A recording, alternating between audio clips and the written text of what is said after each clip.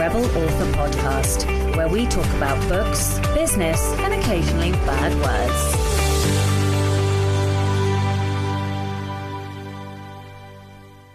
Hello, Rebels, and welcome to episode 192 of the Rebel Author Podcast. Today, I'm talking to Pepper Ann all about the dangers of writing true crime. But first, to last week's question, which was, tell me something fun you've done recently. Liebe Blumenkrantz on Instagram said, I have been playing an old Sherlock Holmes from the 90s. The more I play, the more gay it gets. Sherlock is the sassiest and I am loving every minute of it. Author Lena M. Johnson said, I just got back from a spontaneous adventure to San Francisco with a good friend. One of the highlights was touring Alcatraz Island, where we stayed long after sunset. So many story ideas. I absolutely loved Alcatraz when I went there. I've only been once, but it was incredible. And I also got loads and loads of story ideas from it, but I didn't get to stay until sunset. So that is amazing. I can just imagine that the view over the bay would have been indescribably beautiful.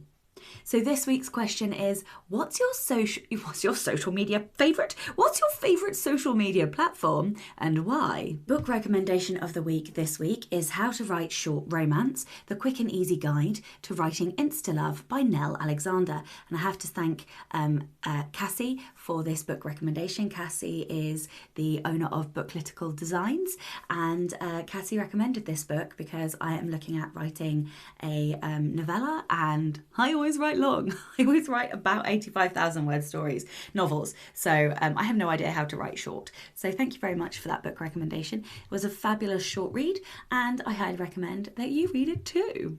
So in news and personal updates, I am a tiny bit husky this morning. And that's because yesterday I got to meet my work wife, Helen Scheurer, who usually lives in New Zealand, but she is over here in the UK at the moment.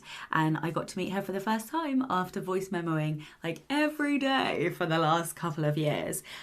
We met because she reached out to come on the podcast, and I don't know, there was just something about her email and we hit it off. So I was like, let's jump on Zoom. I never do this. I literally never, ever do that. I don't like meeting new people. It scares me. And anyway, so we jumped on Zoom and we just hit it off. And we have talked every day since. We just, I don't know, she's amazing. And I'm so glad that I got to spend the day with her in real life. Although I'm now deeply depressed that she lives in Australia and I live in the UK. But I suppose what a wonderful thing that technology is, that it can connect us. But anyway, my voice is a little bit husky because obviously I talked all day. And then some cocktails were shared and the talking turned to shouting and over, bars and club music and bad singing and all the rest of it. Anyway, had a delightful time, and so I'm feeling very refreshed today, if a little tired. Lots of exciting things going on in the background, most that I can't talk about just yet, but I will give lots of updates. One that I can give you an update on is that I'm hoping that by the time this goes live, the paperback pre-order for A Game of Romance and Ruin should be live. I've got the covers. I'm loading those up today. I should be ordering the proof today. So, give it a couple of days and the pre-order should be live for the paperback, which is fantastic because I've got people asking me about the paperback and the hardback as well. Although that may not be out by the time this goes live because I'm using different systems. If you haven't pre-ordered your copy, now's your time. This is a second chance romance with a long con, a double agent. We've got loads of angst. It's quite different to book one. There is a then and now timeline. It's still dual point of view. I don't know. I love this book. I can't wait to talk more about it. I haven't kind of written a spiel to say on the podcast yet. I think I read the blurb last week. But anyway, you need to read this book. If you enjoyed book 1, you are going to love book 2. That's all I'm saying. There is so much more spice. What else? Okay, so I have to finish outlining book 3 by Sunday night because I need to be writing by Monday morning because we have booked a family holiday. Oh my goodness me, I don't think I could be more excited about the fact that we're going on holiday. But we are, and I'm going to take a real, legitimate, actual break. But in order to take that break, I have to have hit certain word count deadlines and book dates and deadlines. And so that is why I have to be writing by Monday. Okay, so it is now public news because they are recruiting to the role, but I am winding down my hours with the Alliance of Independent Authors. So first of all, let me say a huge public thank you to Orna and all of the team. They are incredible. I have had 4 beautiful, amazing years learning from incredible sources, incredible people, titans of the industry. And I just wouldn't be where I am without them. So I just want to say a huge, huge thank you to all of them. I'm also not leaving or abandoning them, but I am reducing my hours significantly down to just a few every quarter so that I can concentrate on writing and publishing. I am going in as sort of the blog director, so I'll be setting strategy rather than doing the sort of creating and freelance writing for them. So they're going to recruit to that different role. So I can leave a link in the show notes for that role. I don't know if it will still be live by the time this goes out, but I will leave a link just in case, as I know that they are recruiting for that role. Now, what this means for me is that by October, I will be doing only a handful of hours every quarter for Ally, and therefore hopefully I should be able to increase my rate of production with books and with courses and non-fiction audio and all of the rest of it. So I'm hoping that I will be able to speed up by sort of the middle of next year. I hope that I am releasing a lot more frequently and a lot more products. So I'm super excited. This is a huge, huge leap of faith for me. You know, it's when you work freelance, in this particular role, it's very consistent and therefore it's very safe. But yeah, I'm excited to be able to create more books and to create more courses, maybe even do a couple more podcast episodes. We shall see. I'm kind of terrified and excited all at the same time. And I'm also really glad that I still get to do some work with Ally as well, because I fucking love them. And whoever gets that role is going to be very lucky and learn so much. It's kind of bittersweet because I love them so much. Okay, so in terms of what I'm working on, like I mentioned earlier, I am finishing up my outline. I am getting all the pre-order stuff ready for book 2. And come Monday or Wednesday, I will be drafting book 3. So that is exciting. I can't quite believe drafting book 3. Okay, I think that's it because a lot of the other things that are going on, I still can't, I'm too nervous to talk about. So, okay, let us move on to the Rebel of the Week. The Rebel of the Week this week is Holger. Holger says, I have always wanted to become an artist, but while being a kid, everyone around me told me that being an artist would not earn me a living. I relate to this. I have been told this as well. And that I should study something proper, like law, engineering, or business. Basically, all my family and their friends were academically trained, and so I should do the same. I signed up for architecture as this is an engineering profession, hoping it would give me a bit of leeway to still be creative within its borders. Turned out that wasn't the case. I hated it, and after studying for 1.5 years, I quit. Imagine the reactions of my family. But I really shocked them when I told them I would become a carpenter.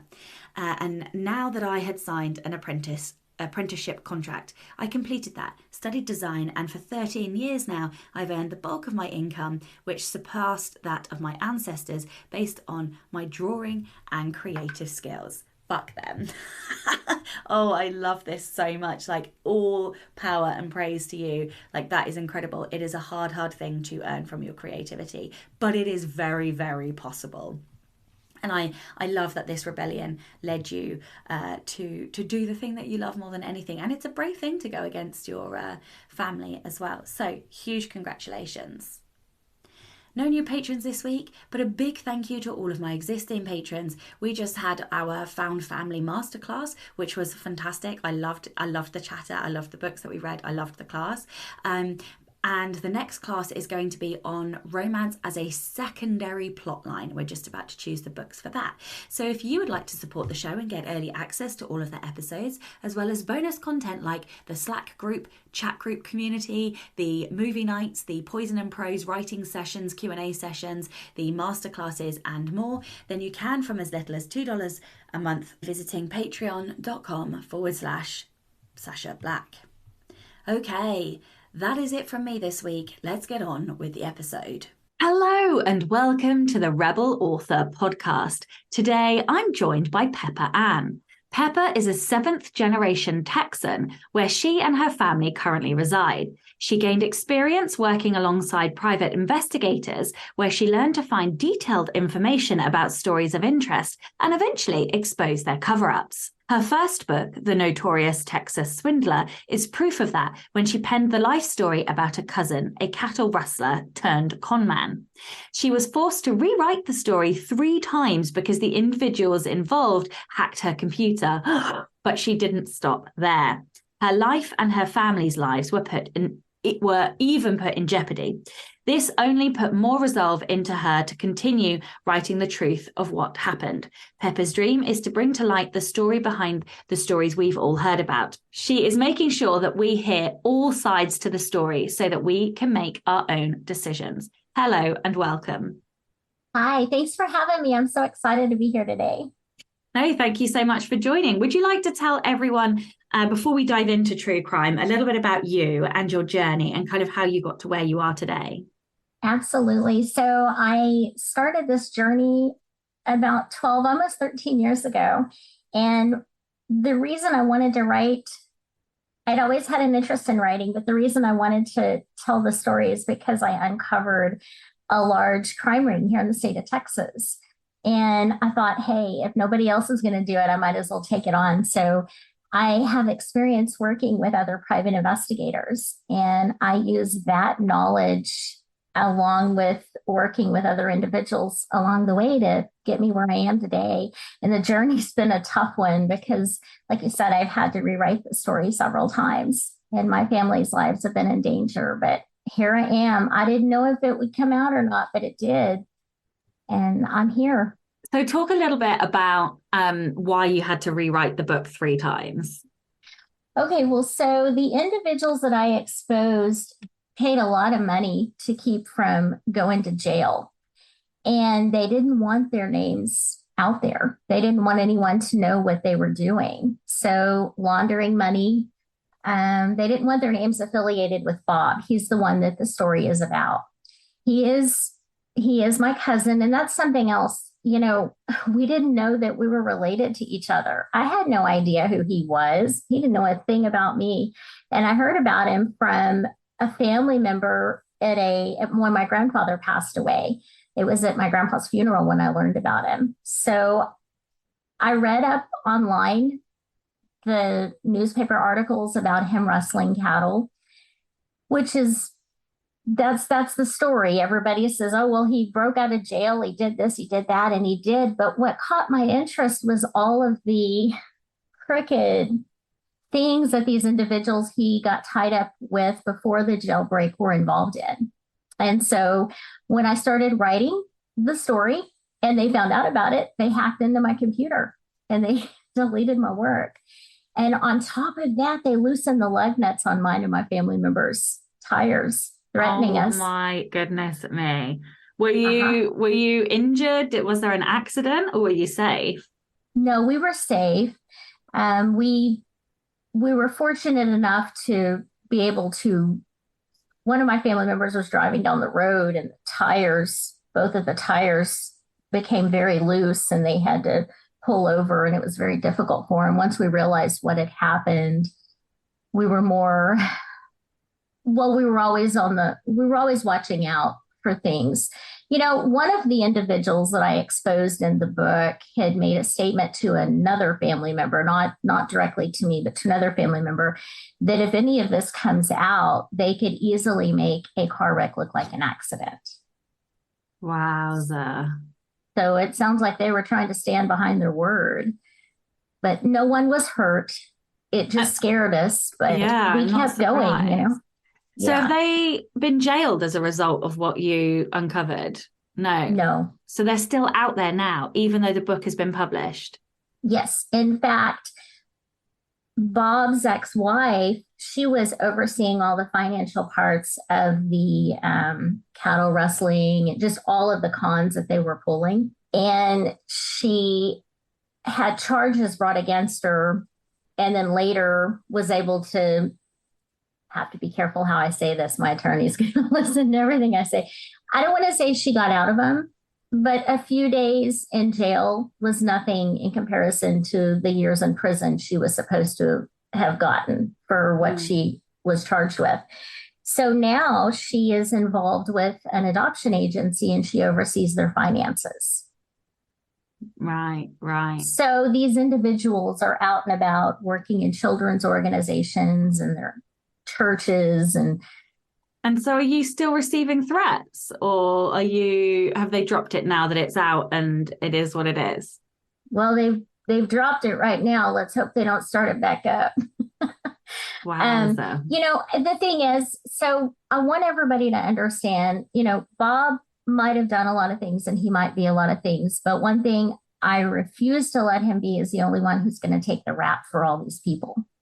And even though the book is done and it's out there, I'm still researching, because if no one would get these individuals on the charges from before, they're still committing crimes. Maybe somebody will say, hey, let's haul them in and let's investigate. Let's do what needs to be done to stop them. Okay. And now, because from a completely naive perspective, what is cattle rustling? Okay, I know I didn't know what it was either, and I should have known because I'm from Texas, right? No, I knew what it was. I just wasn't familiar with it. So basically, it's when someone steals livestock from individuals. Right. It could be cattle, it could be horses, just any type of livestock. It's when they steal them, and it still happens today. A lot of people don't realize that, but it does. Yeah, I It's didn't just know. more advanced. Yeah. Right, right. Okay, well, this is fascinating already. So, okay, so how do you approach the writing of true crime? What are some of the unique challenges and like ethical considerations that come into play with this genre? Okay, well, what I learned now, keep in mind, this is my first book ever. And to take on a true crime genre is pretty amazing. I think it is. But when I did it, I had to approach it with an open mind because you never know what you're going to uncover. There were so many things that I had read in the court documents. And once I started piecing stuff together, there were a lot of things that individuals had hid where they weren't available to people. And I had to do a lot of digging, a lot of researching and talk to people. So I had to have an open mind about the whole thing. And I had to realize that anything is possible. I could find anything. And I did. I wasn't expecting to find what I found. Some of the unique challenges that I faced, I interviewed all kinds of individuals, from law enforcement to the criminals who were involved in the crime. Some of them, they wanted to be out from under these individuals' thumbs and they wanted to come out and they wanted to say, this is what I know. Now, some of them didn't want their names out there, and I respect that. I understand that. So, from speaking to them to even the victims, and it was unusual because I wasn't just talking to one type of person. So I had to kind of change my approach, I guess, when I was talking to all these people. And then the ethical consideration that I faced, it's just the fact that something I learned head on was that when I interviewed these individuals, especially the victims, I didn't put their names in the book, and I didn't want to, because out of respect for them, I got to know them. and they seemed like family to me. I still talk to them today, you know. The DA, one of the DAs in one of the counties where the crimes were committed, I had told him, I said, I don't want to put all of these specific details because I don't feel that it's right that these victims should have to relive this again. Even if they don't read the book, somebody they know may read the book and they may know certain things that these victims don't want out there. So I had to consider their feelings. I mean, how could you not? If you're writing about people who've had traumatic experiences, how could you not consider that? So for me, that was my first priority, telling the story, but in a respectful way. What I just don't even know where to go with this. There's so many things that I want to ask. What interests me is how you found like the interview process. Did you find any resistance? Like, were there people you wanted to talk to and you couldn't? Were there people who agreed to talk to you but then were resistant? Like, did you have to, like, what did you do to, like, in terms of the interactions that you had with all the different types of people in order to get the right information that you were after? So, the only people that were resistant to me were the individuals that I found had maybe perhaps lied, changed their story. They were trying to cover something up. Those were the individuals that I encountered who didn't want a thing to do with me. Mm-hmm. It didn't matter if I was related to Bob. And I was very upfront with people. I felt that it's my nature to be forthcoming and to say, hey, this is what I'm doing, because I don't want to throw anybody off. There's no reason to. The individuals who talked to me, there were a ton of them. They were awesome. Once I started talking to them and I told them, I want your story. I'm not here to question you or argue what happened. I'm not here to do that. I'm just here to get all sides of the story, because every story has several sides to it, right? Of course. Did you have to like relay that? I'm taking it you transcribed, like you recorded and transcribed. Like, did you have to send back and, say, look, these are the words that I've got. This is how I've slightly tweaked it. Do you approve of this? Did you have to do that with them as well? In some instances, I did. I felt that it was appropriate. Now, when I interviewed people, I always had them sign a consent form. So that way I was protected. And I have the best legal team, literary attorneys watching me.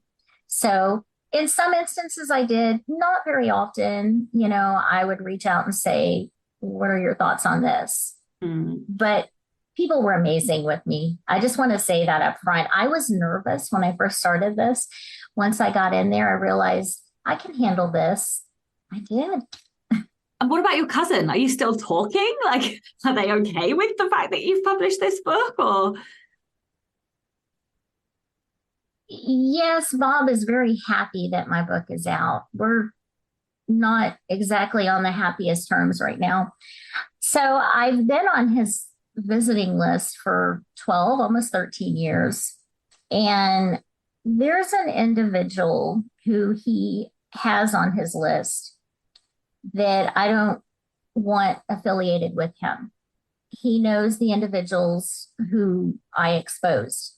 And I wanted Bob to remove this individual from his list, and he refused to do it. So I had my name removed from his visiting list. He supports everything I do. I'm his power of attorney. I'm the one that has the rights to the story. I had to make a decision to protect my loved ones, and I didn't want these individuals exposed to them. So let's right now we're not on talking terms, I guess you could say. Yeah. Well, let's go into that and talk about the legal ramifications. So and you'll have to forgive me because I haven't ever even really read true crime, let alone, I mean, my partner, that's all they watch. they absolutely love true crime.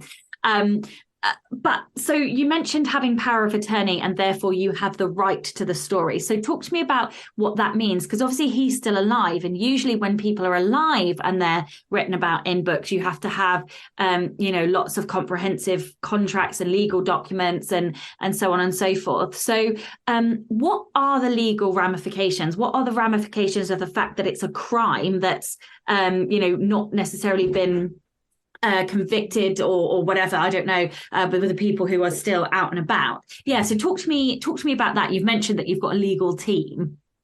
Okay, so whenever you're writing about a true crime, or if you're putting someone's names down for everyone to read, you really need to have a literary attorney to watch you, because you could be sued if you write something that's incorrect. Something is slanderish. As long as it's public information, which everything I wrote was, and if it was and if I got information from interviews, people's perspectives, as long as I state that in the book, I'm fine. When I first started this, like I said, I reached out to Bob. I said, hey, I want to write the story. So I had my attorney send legal paperwork to him. It was contracts. So he was giving me permission to write about his life story, not the crimes, because those crimes, that's public information, but that I could write information about his life. And so the paperwork that he signed, he gave me all kinds of permission, anything having to do with that. I have permission to say, and I can say it freely.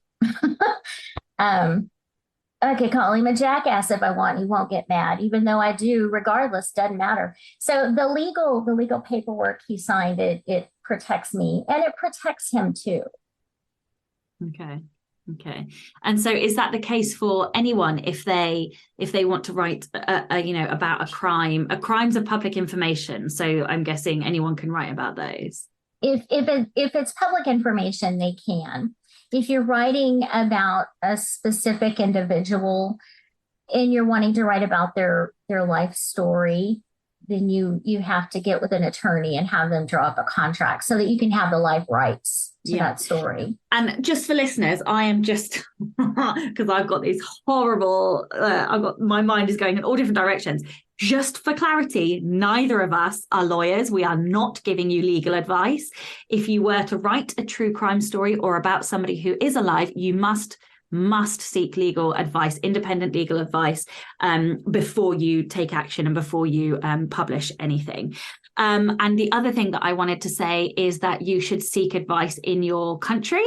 And also if you are writing about something from a different country, you need to seek legal advice in that country as well. Because as you're talking, I can't honestly say whether or not the British legal system would have the same perspective on writing about crimes, because I don't know. I think we might not have the same rights here to do that. So definitely, listeners, if you're going to write a true crime, please go and check with a lawyer in your country. Yes. So, okay. Fantastic. Right. And I'm guessing that the sort of consent forms that your interviewees signed, were they drawn up by you? Were they drawn up by a lawyer? Are they very basic? Do they, what kind of stuff goes into your consent forms? The consent forms were actually drawn up by my attorney. They are basic. They basically state that anything that I'm told in an interview, that I have the rights to that. Usually when I'm interviewing someone, I record the conversation for many reasons. One, so I can make sure that I have all the information correct, because when I'm speaking with someone, I may not remember something. There may be just one small detail that I have to go back and check. And then I also have it for legal reasons. If I ever need it, if my attorney ever needs it for any reason, I've got that. But I'm the only one that listens to that recording. So It's all safe. Can you give some tips for researching or fact checking when writing about true crime?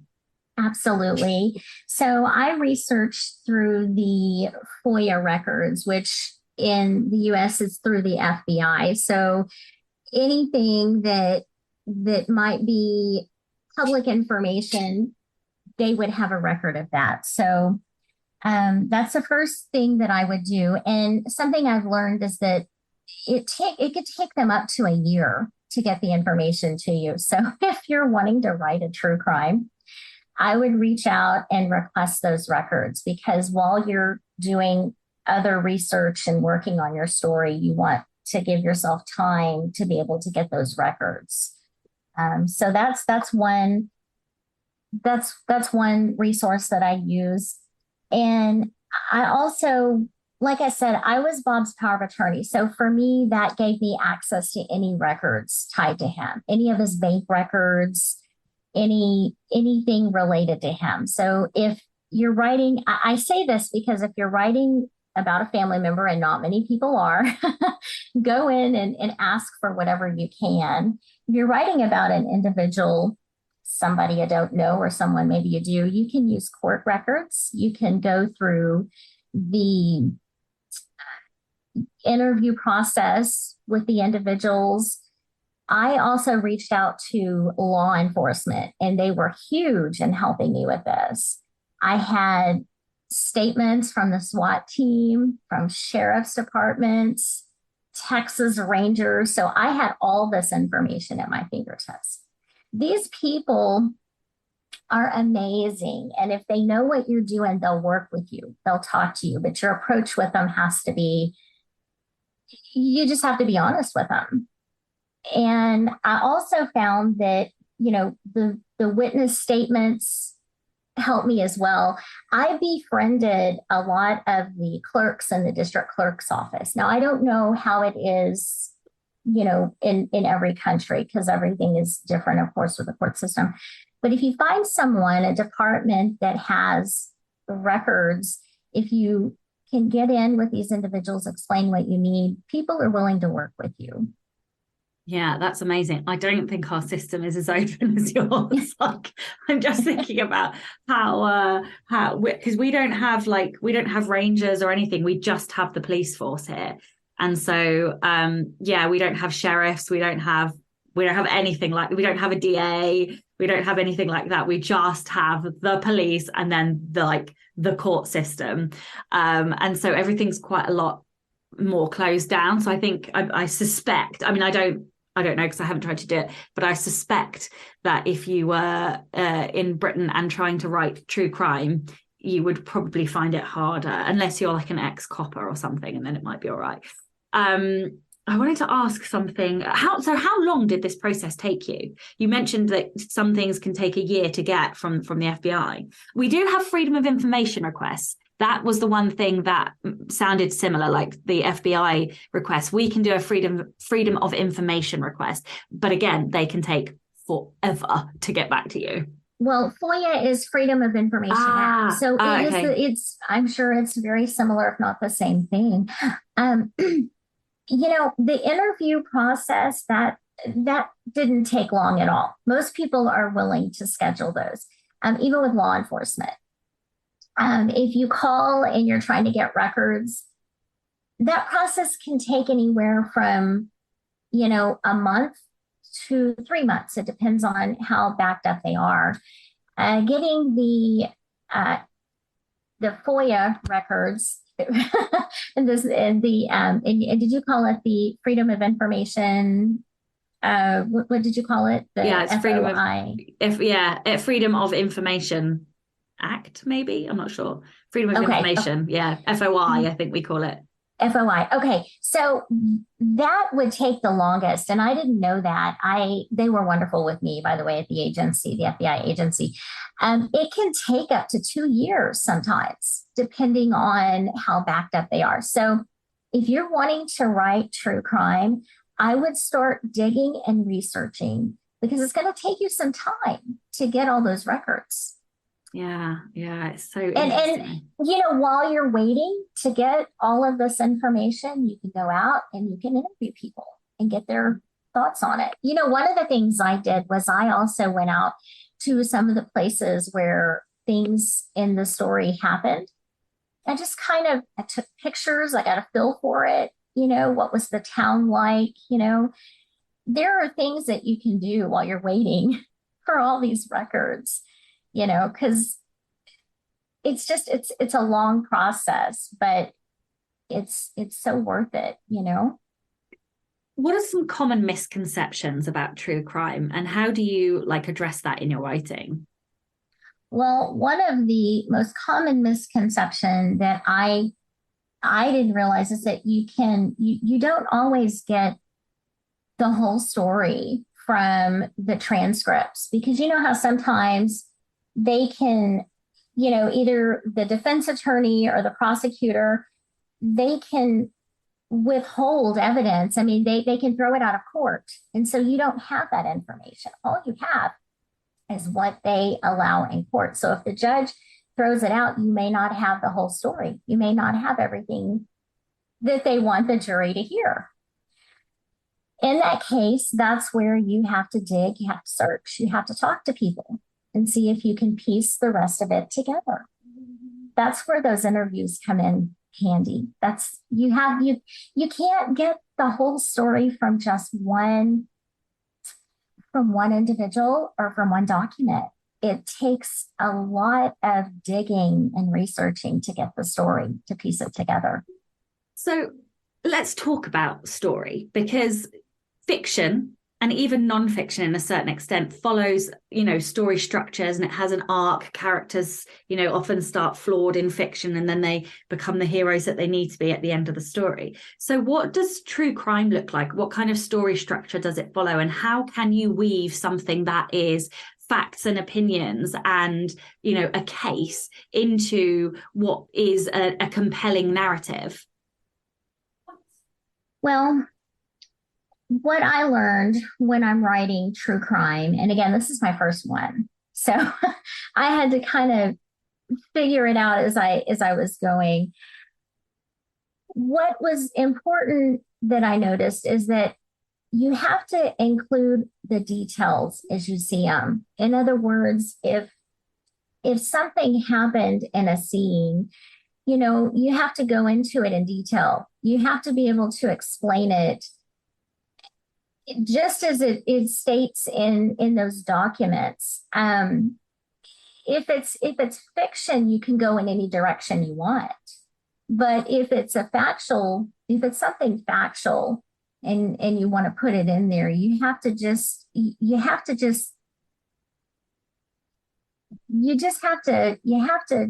take the story and you just have to write it as you see it. If that makes sense, you go with what everyone says and then you just combine it all. Okay, so what was the arc that you used? Where is the start? Is the start of the book there is a crime and the end of the book is the resolution of that crime, and then sort of the verdict and the conviction, or how does that work in a true crime? Yes. So what I did, let me just explain what I did in my process, and everyone is different. So in mine, I started with one of the most exciting parts of the story. That's what I did. Now, when I was speaking with individuals, different people, everyone has their own style of how they think you should write. What I did was I found the most exciting thing in the story, and then I put it in the beginning because I wanted to get the readers engaged. And then once I did that, I had my hook. And once I did that, then I continued on. Then I went back to the beginning and then I laid out all the facts.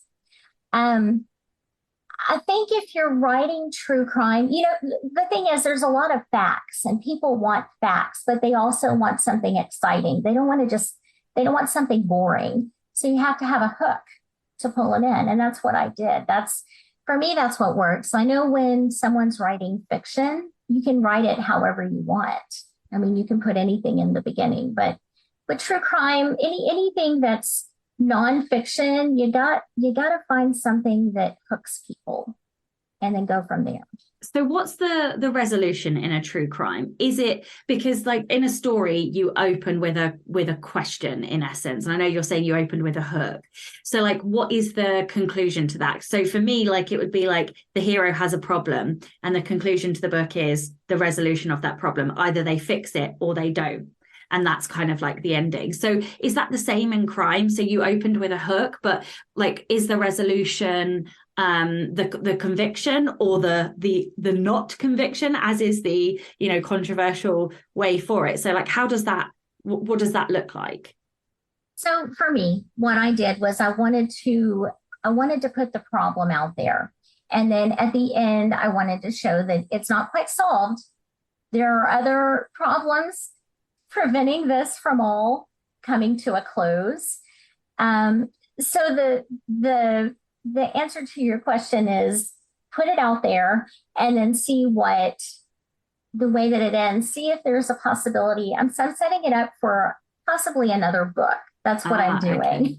Okay. Yeah. Oh no, but that's fantastic to know, because I expected true crime to be like standalone, so each book is like open and shut sort of case. And of course in fiction, series are what sell, and how indie authors make their money. We all make our money from series, whether that's interconnected standalones or like a more purist kind of traditional series.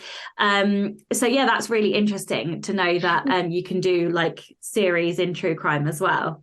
Well, I tell you now, a lot of the true crime is a standalone, but with mine, because there are so many people who are still out and about, I have the option to do a second book, and I'm hoping someday that I can. Most true crimes, it depends on the story. Some of them, if it's a case that's been solved, it's just a standalone, and other people will come in and they'll write another version, a different version of the crime. But for some crimes that are not necessarily solved, or if there's some questions, there's some things at the end that maybe, don't seem quite right, you can set it up where you can prepare for another story, another book to it. So are you going to write more true crime? Will you write about cases that are like sort of open and shut, or will you continue to write about live stories, do you think? I'm just being nosy asking this. But no, that's okay. No, I am going to write another true crime. I'm not sure what the case is yet. I have a couple on the table, but it has to be something that catches my interest, something that I'm passionate about. It has to be something that angers me so much that I want the answer, or I at least want to get the news out there in some way, I love that. Okay.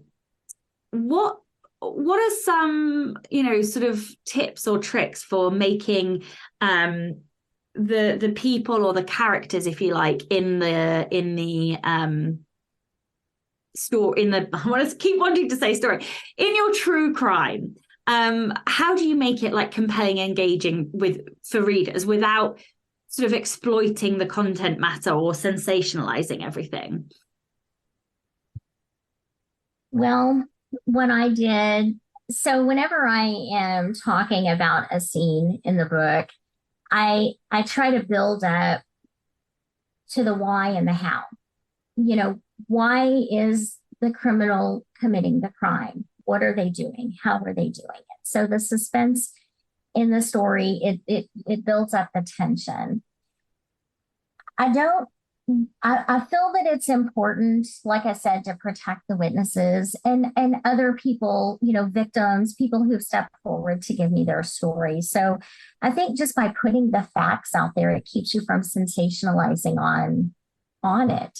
In fact, I'll tell you, I had an individual who, he was one of the victims. He stepped forward and he wanted to talk to me. And once he did, he knew who I was. He said, you're a real nice lady. And he knew that my family wasn't in any way tied to what Bob had done, and we were able to talk on a whole other level.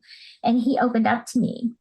And he asked me this question. He said, why do you want to write about somebody who committed all these crimes? Why, are you going to sensationalize them? And I said, no, I'm not. The reason I'm doing this, I want to get the facts out there, is because I want people to be aware of the other individuals. And that's what kept it from being sensationalized. That's what kept it from making him sound like some big, great outlaw. Some people view him that way, and that's not what I wanted people to take from my story. Let's dig into that more and talk about some of the emotion. Like, how do you, when you aren't the victim yourself, and I suppose this is a little bit similar in terms of like authors creating characters, but characters aren't real, so I can just make up what somebody felt. How can you convey the emotions and the motivations of the individuals involved effectively, without like causing upset or offense? Like, how did you tackle that, or how did you approach it? Well, a lot of the people that I spoke with, you can get a feel for what they had gone through. When you're interviewing someone, I've had people say, and they told me this, and I'm kind of conflicted on it. If someone gets emotional in the middle of an interview, my first instinct is to stop and let them regain themselves. But I've had people say, no, you want to let them go on because you want to pull that emotion out. The problem with that is sometimes people want a space to be able to be comfortable in. And not everybody needs to know that. That's not public information. I don't feel that it is. If someone is comfortable enough with you to break down and say things, that should be a private moment. When I was writing about some of the individuals, and there were a few individuals who had passed, what I did, if I was trying to relay their emotions onto the page, I just kind of, you can tell by the way that the scene played out. If something happened, you can kind of gather those emotions from the way people react. And that's how I would base someone in their actions and their emotions. That's how I would relay it on the page. Did you ever get any like comeback? I know you mentioned that you did go back and sort of check some of the facts with people about what they'd said, but did you ever get any comeback on the emotions, or did everybody kind of feel that? Because I think maybe you undervalue that, because that's a real skill. Not everybody can read that in like in a situation. Some people are like naturally talented at kind of understanding other people's emotions. I'm not necessarily, like, I'm dead on the inside. So like I always joke about it, but it's actually true. I only have two emotions, excitement or rage. That's it. Otherwise, I'm just like neutral the whole time. So yeah, like that really interests me, like how you kind of read that and what things you picked up on in order to then convey that onto the page. I find that deeply interesting. I haven't really asked you an additional question, but okay, let me ask another question. Well, I do want to say something. And thanks for the compliment. I do want to say this. Before I took this on, I made sure that I watched people in the fields that I knew I would be interviewing individuals at, law enforcement, DAs, this, that, and the other. I also worked alongside private investigators before I took this project on. And so I think that also helped me with being able to read people. I think that if it's something you're interested in, if you can work alongside other individuals to learn how to read people, how to do things like that, it helps you with your writing. It's just another skill that you probably need. Well, we all need if we're writing, right? I mean, it's not a bad thing. Do you think you'd ever go and be a private investigator? It sounds like you basically are one. I wanted to be a bounty hunter. Oh, wow. I wanted to be a bounty hunter. Oh my God, yes. That's so cool. I don't think that I would get back into working with with private investigators. I was not licensed. I do want to say that. I did it on my own terms. So I think writing true crime and exposing the stories, I think that's about as far as I'll go with it. Now, No bounty Well, hunting or oh my God, I'd love to do it. It's so dangerous, but have a family. If the opportunity ever came up, I'd be the first one to raise my hand. Put me out there. Let's do this. why don't you Yeah. do it? Life's too short. YOLO. You know what? I might. You never know. You don't know what tomorrow brings, right? This honestly, like over the last year, I've had like a real transition into like writing the stuff that really brings me joy. And it's just, I'm so much happier. Like, we only get one shot at this, and you just have to take the balls by the horns or whatever, and do the thing that you really want to do, because you literally could walk out tomorrow and get hit by a bus or whatever. And then you never did that thing. Like, I don't want to die. I would rather regret the things that I've done than the things that I haven't done. I want to be exhausted on my deathbed because I just literally burned the candle at every end and in the middle and did all of the things. And yeah, like, if that's really what you want to do, you should go and do it. But I'm going to stop preaching. That, you know what, I couldn't agree with you more. I do want to say this, and I know it's off record, but I do want to say this. I've had a lot of people who have said to me, well, they got one guy, isn't that enough? Why do you have to keep going? And it was so livid when I heard that. People act like you're supposed to walk on eggshells in life and you have to get out there. If it's something you want to do so bad, you've got to get out there and live life. And I feel like I have with this book. Yeah, I've done things people are like, you need to stop, you're going to get hurt. And I think, oh my God, they don't know, or none of us are getting out of this alive. Yeah, I know. Exactly. Exactly. No, but isn't that the truth? We literally aren't getting out of this alive. So you might as well do the thing, like eat the fucking ice cream, like, go to the park with the kid, or book the fucking holiday, because, and I'm not suggesting anybody should get into debt or, whatever, but like, life is actually about joy, and we have got to rebel against these bloody expectations that are placed upon us to restrict us or quiet us, or make us toe the line, because no creativity ever came from towing the line at the end of the day. Like, I really have a bit of a bugbear about these institutions, because I think if you get too institutionalized, you stop being able to think for yourself. Like, that kind of institutionalism breeds obedience. And I'm just ranting now, but and obedience stops creativity. We stop being able to think for ourselves. And I honestly, genuinely, from the bottom of my heart, believe that creativity is the thing that's going to save humanity. Because without creativity, we don't have inventors, we don't have entrepreneurs, we don't have people trying to push the boundaries and, find a stop for global warming, or for crime, or for, diseases. So yeah, but literally, I'm going off, so I'm going to climb off the soapbox right now. But yeah, basically, in conclusion, everybody rebel and go and do what brings you joy, as long as you are safe and not hurting other people. Just keep in mind, well-behaved women rarely make history. I don't know Who said that. I know I've heard it, but it's so true. Was it? Was it Eleanor Roosevelt? I feel like I don't know. I will Google it. I will Google it and I will find out. Okay. I want to give credit where it's due, but it's such a true statement. Really, men and women, well-behaved people just don't make history. Not like the ones who rebel against it. Come on, get out there and live. I absolutely agree. Okay. So my last kind of main question is, how important is it for an author to establish their credibility and expertise when writing about true crime? And how can you do that? I think it's very important for an author to show their credibility and their expertise. People won't speak to you unless you have some type of backing, meaning you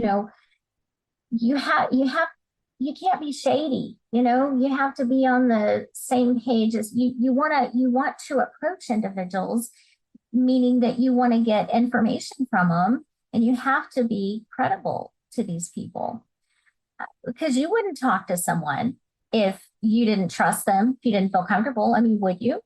Nobody would, So, like I said, to show your experience, your expertise, and your credibility, you get in there with people and if you have an interest in writing true crime, I always recommend going to, the police department, your local police department, asking them if you can sit in and observe maybe 911 calls, get a bird's eye view, you know, um, get better acquainted with individuals in law enforcement. People are always open to that. You'd be surprised. Um, this is going to sound a little morbid, but if you're writing something, even in fiction, if you're wanting to write about a morgue scene, see if you can go to a funeral home and talk to someone and say, hey, can I kind of observe a little? Can I ask you some questions? If you go into your writing project and you can say, I've done this, I know how to approach this, people are more willing to talk to you and listen to you. And you'd be surprised at the information you get from them. I did Google it, and it's been attributed to 3 people, unhelpfully. So, really? Yeah, Eleanor Roosevelt, Marilyn Monroe, and then Pulitzer Prize-winning American history specialist Laurel Thatcher Ulrich. So I don't know, without going into more detail, which one of them actually said it, but it's been attributed to all 3 of them. I have a feeling it's Laurel, but I had heard it quoted to Eleanor Roosevelt. So I'm not entirely sure. I'm sure somebody listening is going to message in. Please do, and correct us if it's not one of those 3, or clarify which one it is. But okay, this is the Rebel Author Podcast. So tell everyone about a time you unleashed your inner rebel. Oh boy, are you really ready for this? This is fun. I'll tell you all about it. So when I first took on this project, Bob was in a prison located about 2.5 hours from me. So I would go and I'd interview it on most weekends. Well, TDC, that's Texas Department of Corrections, that's who our prison system is through here in Texas. They had moved him to a unit that was well over 6 hours away from me. And it kept me from being able to do our interviews, and to complete this story. So we had requested for a hardship transfer. And what that is, it's when if a family member requests that an inmate be moved closer to them, there are a few things in mind. They cannot be in administrative segregation. And what that is you have to be in population. Administrative segregation is when an individual is locked up 23 to 24 hours a day, which Bob was because of his crimes. He had escaped jail twice. So he was in administrative segregation, and you also have to be an immediate family member. I wasn't. I'm a cousin, but I'm the only one that he had. So we filed for a hardship transfer.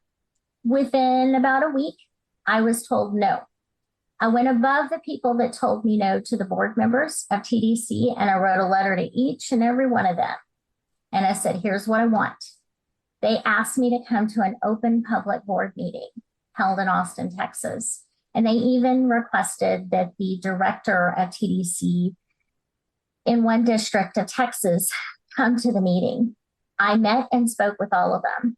Within 3 weeks, the request was approved and Bob was moved closer to me. I was informed it was the first transfer of that type to be approved in over a decade. It was also around the holidays. So I thought, if I can do that, let's see what else I can pull out. I contacted a local call-in radio show for individuals that are located in and around Huntsville, which is near Houston, Texas. And they have a radio station. And so family members can call in all over the world. This radio station it's a local station, but they broadcast over the internet as well. So it's worldwide.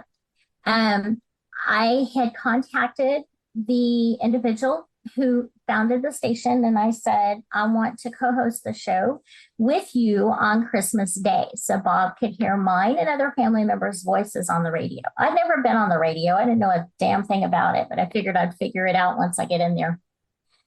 They had to request a time slot to be available on Christmas Day. Once they did, it was approved, and I got to co-host the show.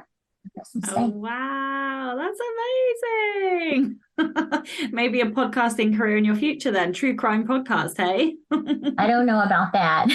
let me write. That's where I'm stuck. That's where I enjoy being. Amazing. Well, tell everyone where they can find out more about you, your books, and anything else that you'd like to add. You can find more about me and my book at my website. It's pepperanauthor.com, and Anne has an E at the end of it. You can also enter in the title of my book, The Notorious Texas Swindler, and it's available anywhere online where most books are sold worldwide. Amazing. Well, thank you so much for your time today. And of course, a gigantic thank you to all of the show's listeners and all of the show's patrons. If you would like to get early access to all of the episodes, you can do so by visiting patreon.com/Sasha Black.